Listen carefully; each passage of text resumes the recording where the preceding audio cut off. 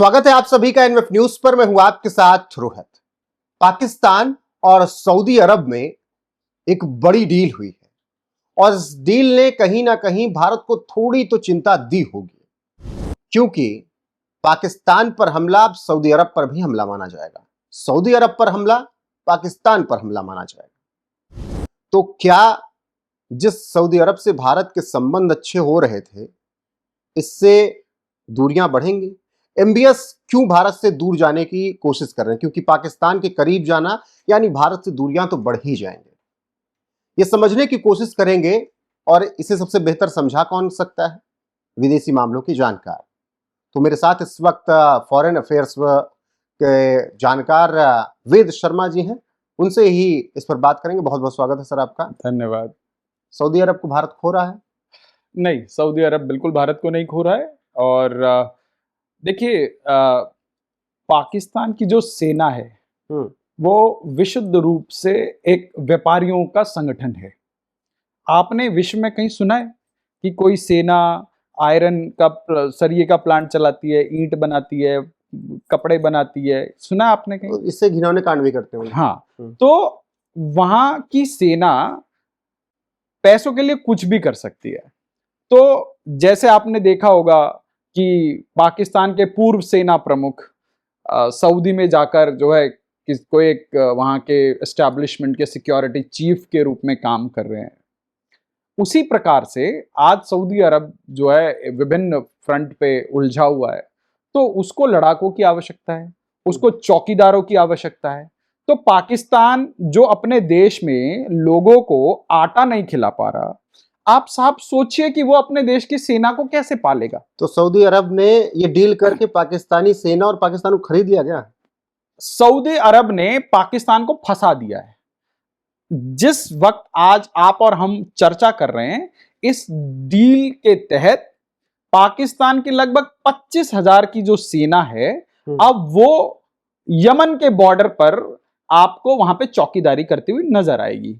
जो वहां के हूती विद्रोही हैं, उनसे सऊदी अरब बड़ा परेशान है। यमन के साथ उनकी लगी हुई है। उस क्षेत्र में आपने सुना है, आपकी जानकारी में होगा कि कितने वर्षों से वहां पे जो है एक तरह के युद्ध चल रहा है, प्रत्यक्ष और अप्रत्यक्ष रूप से। तो देखो, अब युद्ध चल रहा है, या तो आप अपने रिसोर्स में आग लगाओ। अगर आप स्मार्ट हो तो आप क्या करोगे, किसी एक ऐसे व्यक्ति को ढूंढोगे जो मौके की तलाश में है। अब भाई उनको अपने सेना का जो है राशन की व्यवस्था करनी है, उनकी तनख्वाहों की व्यवस्था करनी है। तो सऊदी अरब ने बहुत शानदार तरीके से पाकिस्तान की फौज को एक बॉर्डर पर फंसा दिया। तो ये डील नहीं, एमबीएस की बहुत बड़ी प्लानिंग है। बहुत बड़ी प्लानिंग है। अब आप सोचिए, पाकिस्तान की एक सेना का हिस्सा हुतियों से लड़ता रहेगा, दूसरी सेना का हिस्सा बलोचों से लड़ता रहेगा, तीसरी सेना का हिस्सा आपके तालिबानों से लड़ता रहेगा। अब पाकिस्तान के पास कितनी सेना बचेगी जो भारत के बॉर्डर पे लगाएगा? देखिए, नंगा नहाए क्या निचोड़े क्या, इधर पकड़े तो उधर छूटे, उधर छूटे तो इधर पकड़े। तो आज पाकिस्तान, हाँ हो सकता है कुछ लोग बड़ा कह रहे हो कि जी पाकिस्तान ने कोई बहुत बड़ा तीर मार लिया, पर इसके नजराने आपको अगले 2 से 3 महीने में दिखने शुरू हो जाएंगे। तो भारत के लिए कोई परेशानी भारत के लिए कोई परेशानी वाली बात नहीं है, क्योंकि भारत और सऊदी के जो रिलेशन है वो नेक्स्ट लेवल का रिलेशन है, जहां पाकिस्तान इमेजिन भी नहीं कर सकता है। हम सऊदी के तेल के सबसे बड़े जो है रिजर्वॉयर हम लोग देखते हैं, और अगर आप उस डील की तह में जाएंगे तो आपको लगेगा कि ये विश्व की एक बहुत बेहतरीन तरीके की डील हुई थी। लेकिन वेद जी, कल को मान लो ये सिचुएशन आई फिर से ऑपरेशन सिंदूर करने की, पाकिस्तान को मारने की, क्योंकि वो मानेगा तो है नहीं, और हमने पाकिस्तान को मारना शुरू किया, तो क्या इससे सऊदी से रिश्ते खराब नहीं होंगे? क्योंकि यही डील है कि पाकिस्तान पर हमला, हम पर हमला। मैं आपको इससे बेहतर एग्जांपल देता हूं।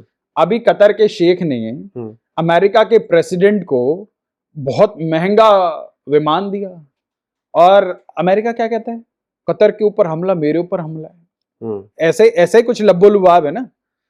इजराइल ने लगभग 8 इस्लामिक मुल्कों के ऊपर से उड़ते हुए कतर के अंदर ठोका, और पूरे विश्व के सामने ठोका, ब्रॉड डेलाइट में ठोका, किसी से छुप के नहीं ठोका।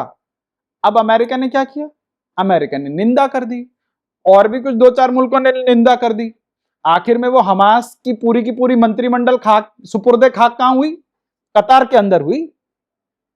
तो कल को ऐसी स्थिति आएगी तब सऊदी वाले भाईजान भी निंदा कर देंगे। तो देखिए, जो ग्लोबल जियोपॉलिटिक्स में क्या होता है, हाथी के दांत दिखाने के कुछ होते हैं, खाने के कुछ होते हैं। आज जब कतार और अमेरिका का इतना स्ट्रांग रिलेशन है, क्या अमेरिका को पता नहीं था? अमेरिका को पता था, और कतार वाले मान रहे हैं कि 5 मिनट पहले, हमला होने के 5 मिनट पहले अमेरिका ने हमें बताया। अमेरिका ने बता दिया कि देखो वो तुम्हें मारने आ रहा है। अमेरिका चाहता तो बचा सकता था, रोक सकता था अमेरिका। तो ये ग्लोबल डिप्लोमेसी है साहब। देखिए, पाकिस्तान के पास देने के लिए कुछ नहीं है, और हम पूरे विश्व को दे रहे हैं। नहीं, इमरान खान के टाइम पे सऊदी अरब से रिश्ते अच्छे थे उनके। इमरान खान जाते थे, प्रिंस बुलाते भी थे, और बहुत फंड भी मिलता था वहां से। इमरान खान गए, रिश्ते खराब हुए। लेकिन अचानक से फिर जब ये दुनिया का पैटर्न चेंज हो रहा है, सुपर पावर का पैटर्न चेंज हो रहा है, डॉलर की मोनोपोली चेंज हो रही है, उस दौरान फिर से पाकिस्तान से इस तरीके के संबंध बनाना। देखिए, एक होती है दोस्ती, और एक होता है कि अपना उल्लू सीधा करना। दोस्ती अपने बराबर वालों के साथ होती है, या जिनके पास कुछ विशेष योग्यताएं होती हैं, उस प्रकार के लोगों के साथ लोग दोस्ती करना पसंद करते हैं, जब हम प्रिसाइजली जो है ग्लोबल वर्ल्ड ऑर्डर की बात करते हैं। आज चाइना को भारत क्यों चाहिए? अमेरिका को काउंटर करने के लिए चाहिए। आज अमेरिका को भारत क्यों चाहिए? चाइना को काउंटर करने के लिए चाहिए, है ना। आज किसी भी XYZ देश को भारत क्यों चाहिए? क्योंकि जो भारत का बढ़ता हुआ स्वरूप है, भारत सिर्फ एक मार्केट के नजरिए से नहीं देखा जाता, भारत एक महाशक्ति के नजरिए से देखा जा रहा है। अभी आपने देखा, प्रधानमंत्री जी का कल जन्मदिन था, और प्रधानमंत्री के जन्मदिन पे दुनिया के तमाम बड़े देशों के राष्ट्राध्यक्षों ने बकायदा वीडियो रिकॉर्ड करके बधाई दी। अब आप मुझे बताइए, इससे पहले आपने विश्व के किस बड़े नेता के जन्मदिन पर इस प्रकार से राष्ट्राध्यक्षों को जो है बधाइयां देते हुए देखा? तो आप सोचिए, फ्रांस का राष्ट्रपति हर दूसरे तीसरे दिन ट्वीट कर रहा है कि फलां विषय पे मेरी नरेंद्र मोदी जी के साथ बात हुई, मैंने उनको इस विषय पे अवगत कराया। ठीक है। यूक्रेन का राष्ट्रपति भी लिख रहा है, यूक्रेन का राष्ट्रपति जिस जो है युद्ध को रुकवाने के लिए बात कर रहा है, जिस रशिया से वो पीड़ित है, वही भारत से लगभग 18% डीजल, रशियन डीजल भारत से खरीद रहा है। उसके तो पेट में दर्द नहीं हो रहा, उसकी ऊर्जा की आवश्यकताएं हैं, उसको चाहिए, वो खरीद रहा है। यूरोप हमसे सबसे ज्यादा जो रशियन रिफाइंड ऑयल है वो हमसे खरीद रहा है। सर देखिए, ये बड़ी बड़ी बातें तब समझ आती हैं, जैसे हमारे यहाँ एक कहावत में कहते हैं ना कि भूखे पेट भजन होए न गोपाला, ले ले अपनी कंठी माला। भाई, जियोपॉलिटिक्स की बड़ी बड़ी लच्छेदार बातें तो आप तब करोगे ना जब आप देश चला पाओगे। देश में अंधेरा है, क्या करोगे जियोपॉलिटिक्स का? तो ये सब चीजें आज जो भारत की पोजीशनिंग है, भारत की स्टैंडिंग है, भारत को इग्नोर करके कोई नहीं आगे बढ़ सकता। आपने अमेरिका के राष्ट्रपति के बदलते हुए सुर देख लिए पिछले 30-35 दिन, 40 दिन के अंदर।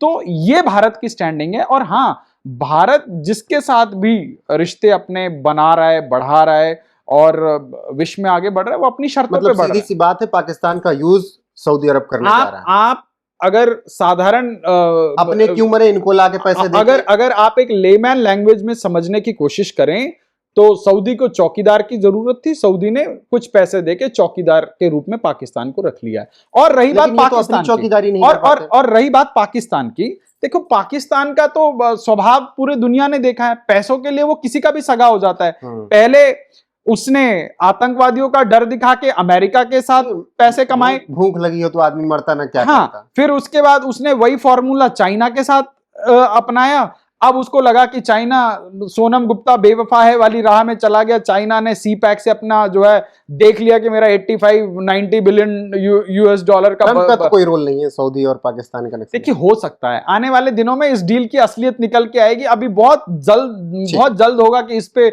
हम कुछ कहें कि जी इसमें इसका रोल है। बट हाँ, अगर आप साधारण भाषा में समझना चाहें तो आप ये समझिए कि हाँ भैया उनको अपनी सुरक्षा के लिए लोग चाहिए थे, उन्होंने कहा भाई हम अपने लोग क्यों मरने दें, उन्होंने जो है पाकिस्तानी को बीच में एंगेज करा लिया।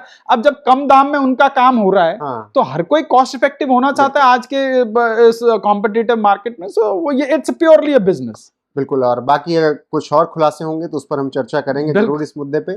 फिलहाल पाकिस्तान का यूज होने जा रहा है सऊदी अरब में। जो डील हुई है, वेद जी ने बताया कि तमाम 1000 सैनिक हूती विद्रोहियों के सामने छोड़ने वाले हैं MBS। अपने लोगों को क्यों खतरे में डालें, कुछ चंद पैसों में अगर कोई मिल जाए लड़ने वाला तो इसमें खराबी क्या है। भारत को चिंता की करने की जरूरत नहीं है, क्योंकि दुनिया को इस वक्त भारत की जरूरत है। बने रहिए हमारे साथ लगातार। नमस्कार।